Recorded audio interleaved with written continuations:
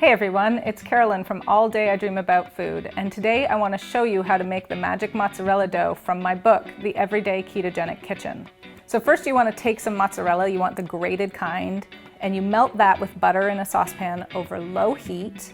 And once that's melted and you can stir it together and it's sort of uniform, you can add your almond flour and your coconut flour and a little bit of baking powder.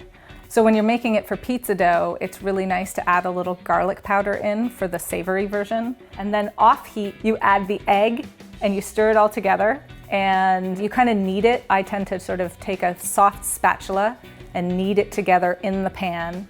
And then I turn it out onto a surface that has been spread with a little bit of almond flour, and you knead it together until it forms basically a dough.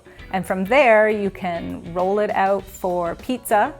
Unlike regular pizza dough, there's no need to let it rise. It's ready to go right then. I put it on a surface and I put a piece of parchment on top and I roll it out to about 12 inches by 12 inches. I think you're really gonna love this recipe. It's fun to play with. You can make so many things with it. Just have fun with it.